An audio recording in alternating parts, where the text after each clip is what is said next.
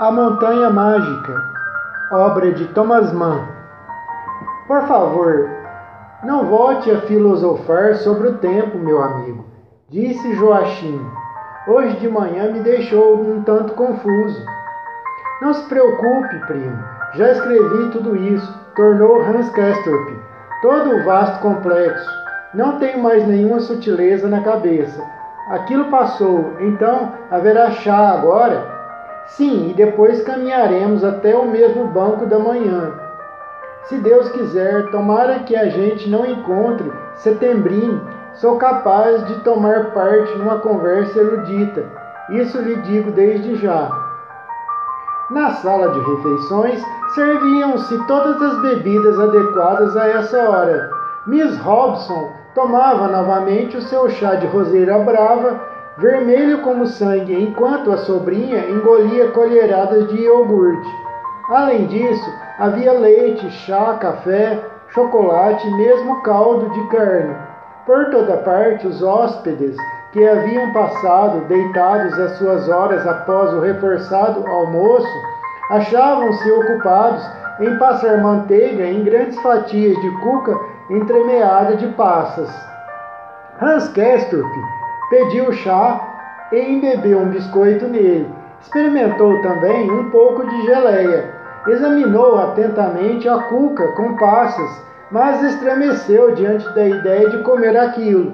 Mais uma vez, a quarta achava-se sentado no seu lugar na sala das 7 mesas, com a abóboda singelamente pintada.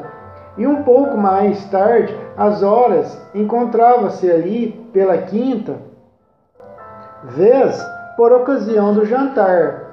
O intervalo curto e insignificante fora preenchido por um passeio até aquele banco encostado na vertente da montanha, próximo do curso d'água, pelo caminho que a essa hora estava muito frequentado por pensionistas, de maneira que os dois primos tiveram de cumprimentar muita gente. Seguira-se ainda um repouso na sacada de uns 90 minutos, fugazes e pouco substanciais. Para o jantar, mudou cerimoniosamente de traje. Comeu então, sentado entre Miss Robson e a professora.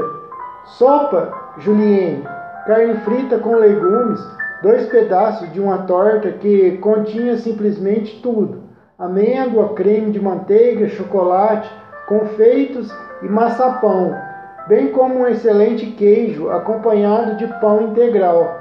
Novamente mandou vir uma garrafa de suco, mas após ter bebido metade do alto copo, percebeu nitidamente que o lugar que lhe convinha era a cama. A cabeça lhes unia, suas pálpebras pesavam feito chumbo, o coração batia qual pequeno tímbale e, para aumentar a sua tortura, imaginava que a bela maruja, que, inclinando-se para a frente, escondia o rosto na mão adornada com rubi, estava se rindo à sua custa, se bem que ele tivesse feito todos os esforços possíveis para não lhe dar motivos.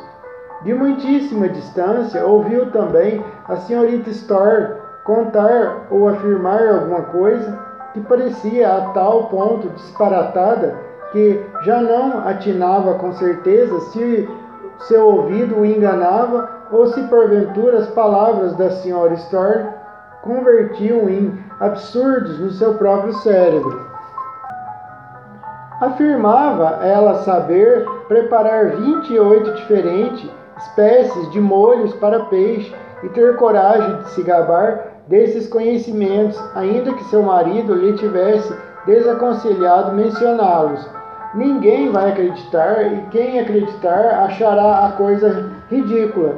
E, no entanto, queria quebrar o silêncio e professar abertamente que era de fato capaz de preparar 28 espécies de molhos para peixe. Isso parece pavoroso ao pobre Hans Castorp. Espantou-se, levou a mão à testa e esqueceu-se por completo de mastigar e deglutir um bocado de queijo Chester com pão integral que tinha na boca. Ainda não engolira nem quando se levantou da mesa. Saíram pela porta envidraçada da esquerda, aquela porta infeliz que sempre se fechava com estrondo e dava diretamente para o vestíbulo. Quase todos os pensionistas tomaram esse caminho. Parecia que era costume realizar após o jantar uma espécie de reunião no vestíbulo e nos salões adjacentes. A maioria dos pacientes mantinha-se de pé, conversando em pequenos grupos. Jogava-se em torno de duas mesas dobráveis, forradas de verde, numa o dominó, na outra o brige. Esse último jogo participavam somente pessoas jovens, entre elas o Sr. Albin e Hermine Clifford. No primeiro salão havia alguns aparelhos ópticos destinados a divertir os hóspedes. Um estereoscópio, através de cujas lentes se enxergavam fotografias colocadas no seu interior, como, por exemplo, um gondoleiro veneziano de uma plasticidade rígida e sem vida. Em segundo lugar, existia ali um caleidoscópio em forma de óculo, a cuja lente se apoiava à vista, enquanto se acionava devagar uma roda denteada a fim de desencadear uma fantasmagoria multicor e sempre variada de estrelas e arabescos. E, finalmente, um tambor giratório no qual eram introduzidas fitas cinematográficas e por cujas fendas abertas dos lados podia-se ver um moleiro brigando com um limpa-chaminés, um mestre-escola a castigar um menino, um funâmbulo que dava saltos e um casal de camponeses a dançar uma tirolesa. Hans Castorp, com as mãos frias repousando nas costas, olhou demoradamente todos esses aparelhos. Também se deteve por alguns instantes na proximidade da mesa de bridge, onde o incurável Sr. Albin, crispado desdenhosamente os lábios, manejava as cartas com os movimentos displicentes de um homem mundano. Num ângulo da sala estava sentado o Dr. Krokowski, a dirigir palavras animadas e cordiais a um semicírculo de senhoras, do qual faziam parte a senhorita Storm, a senhorita Iltz e a senhorita Levi. O pessoal da mesa dos russos distintos retirava-se ao pequeno salão adjacente, separado da sala de jogo por uma simples cortina, e ali constituía espécie de grupo íntimo. Além de M. Chauchat, havia ali um cavalheiro laço, de barba loura, tórax côncavo e olhos esbugalhados, e uma jovem muito morena, de um tipo original e humorístico, com brincos de ouro e cabelos lanosos despenteados. O Dr. Blumenkohl, bem como dois rapazes de ombros caídos, uniram-se a eles. M. Chauchat travava vestido azul com gola de renda branca, sentada no sofá atrás da mesa redonda, no fundo do pequeno aposento, formava o centro do grupo. Tinha o rosto voltado para a sala de jogo, incapaz de contemplar sem reprovação aquela mulher mal educada. Hans Castorp pensava de si para si: ela me lembra qualquer coisa, mas não sei dizer o que. Um indivíduo alto, de uns 30 anos, e cujos cabelos já começavam a tornar-se rolos, tocou 3 vezes seguidas no pequeno piano castanho a marcha nupcial do sonho de uma noite de verão, e a pedido de algumas senhoras reiniciou pela 4ª vez a peça melodiosa, depois de ter fitado profunda e silenciosamente os olhos de cada um delas. Cabelos ralos. É permitido perguntar como se sente o senhor, meu caro engenheiro? Perguntou Settembrini, o qual, mãos no bolso, flanara por entre os hóspedes e agora se aproximava de Hans Castorp. Trazia ainda aquele paletó de fazenda cinzenta, parecida com um Brunel, e as calças claras, enxadrezadas. Sorriu ao dirigir-se a Hans Castorp que de novo se sentiu como que desembriagado à vista desses lábios finos, contraídos numa expressão zombeteira, sob a curva do negro bigode. Mesmo assim, tinha a boca semiaberta, enquanto seus olhos injetados fixavam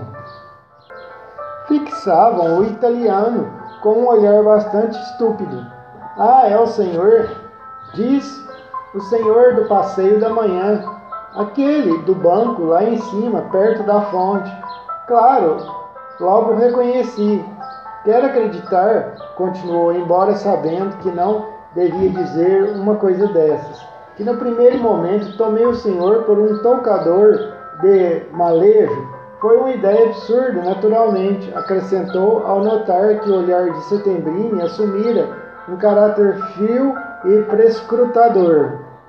Uma arrematada bobagem, numa palavra. Ainda não posso compreender por que cargas d'água eu.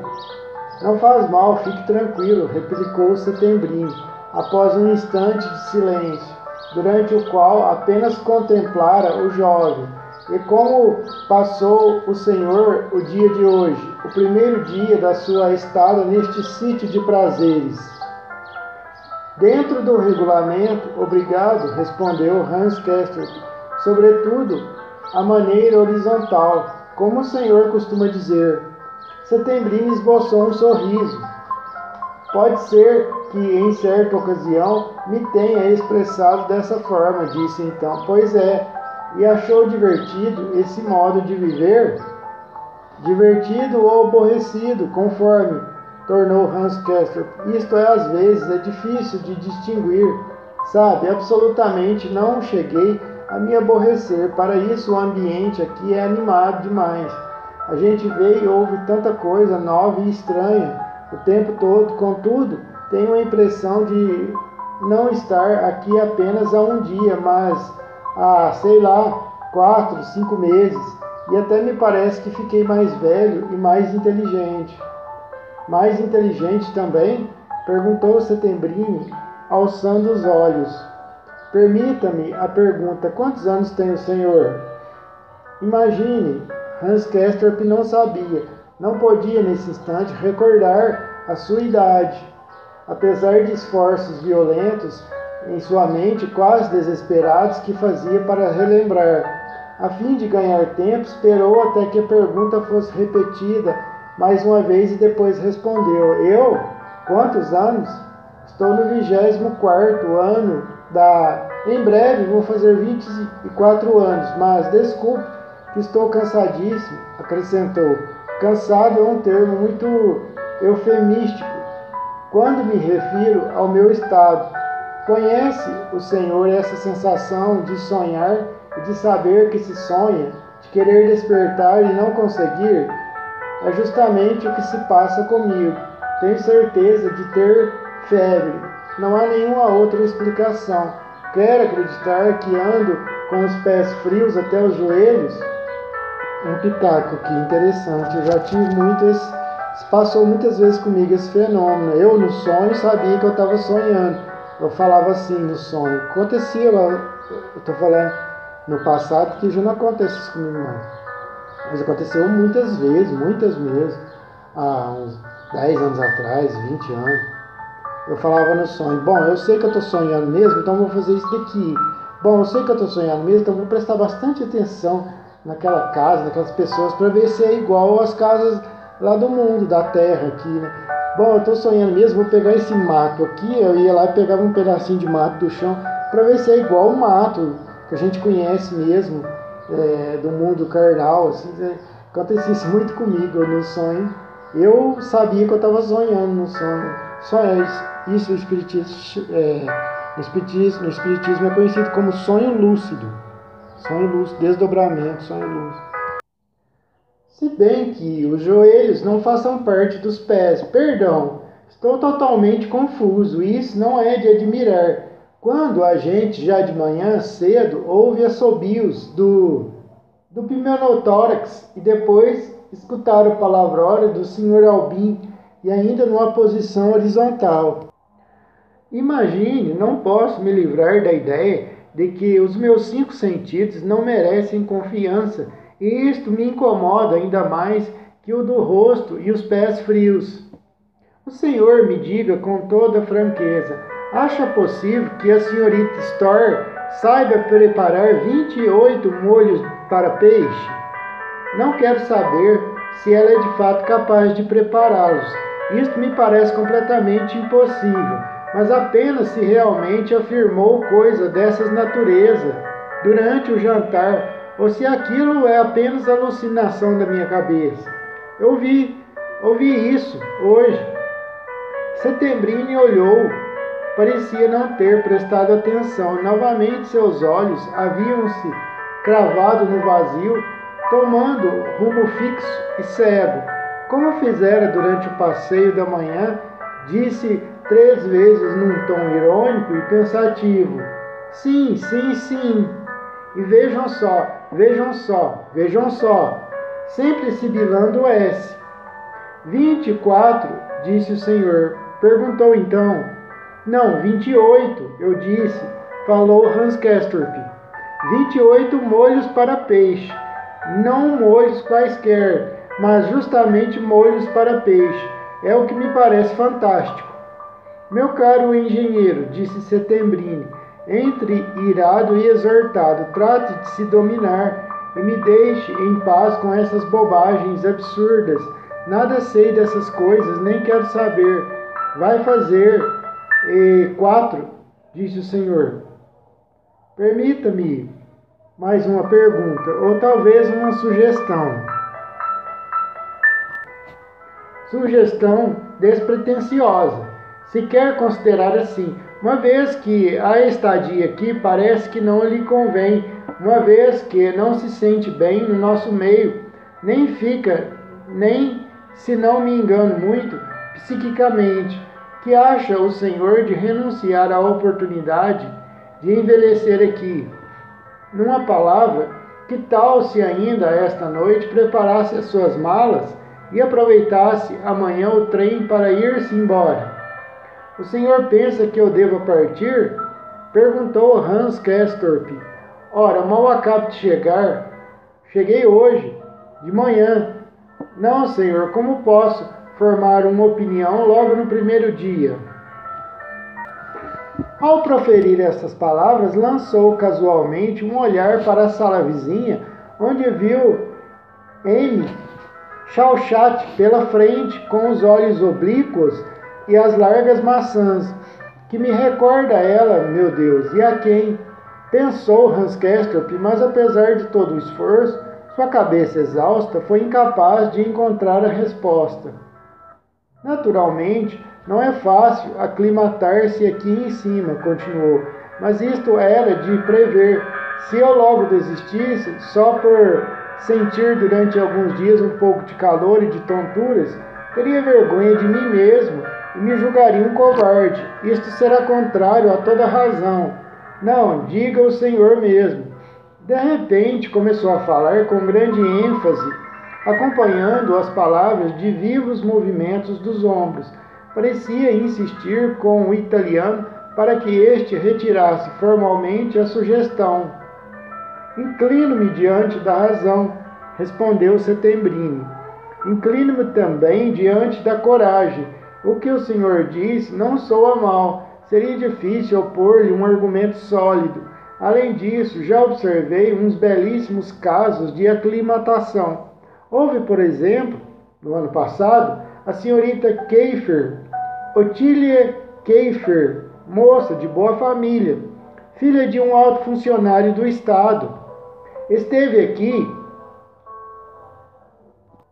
cerca de 1 ano e meio e habituara-se de tal modo ao ambiente que por coisa alguma quis ir embora quando a sua saúde ficou restabelecida por completo. Ora, também isto acontece a gente que fica boa aqui. Bem, ela suplicou ao Dr. Berens fervorosamente que ele permitisse ficar. Não queria nem podia voltar para sua terra. Aqui ela se sentia em casa. Aqui estava feliz. Mas como houvesse muitos pedidos e se precisasse do quarto dela, seus rogos foram em vão. e insistiram em dar-lhe alta como curada. E Otile começou a ter muita febre. Sua curva subiu consideravelmente, contudo, foi desmascarada quando lhe substituíram o termômetro por uma imã muda. Sua curva subiu consideravelmente. Contudo, foi desmascarada quando lhe substituíram o termômetro por uma irmã muda. O senhor ainda não sabe o que significa isso? É um termômetro sem escala que o médico controla pessoalmente, medindo a coluna de mercúrio e inscrevendo a temperatura na papeleta. Otile tinha 36,9 graus. Sim, senhor, não tinha febre. Então tomou um banho no lago. Era em princípios de maio e de noite havia temperaturas abaixo de zero. A água do lago não estava propriamente gelada, mas ainda muitíssimo fria. Otile passou bom tempo na água para contrair esta ou aquela doença. Mas e o resultado? Continuou perfeitamente boa. Despediu-se desolada, inacessível ao consolo dos pais. Que vou fazer lá embaixo? Gritou ela, e outra vez, meu lar é aqui. Não sei que fim ela levou, mas tenho a impressão de que o senhor não me presta atenção, meu caro engenheiro. Parece que lhe custa manter-se de pé, se não me engano. Tenente, aqui lhe entrego o seu primo, disse-se, voltando para Joachim, que nesse instante se aproximava de nós. Ponha-o na cama, reúne em si razão e coragem, mas esta noite anda meio débil.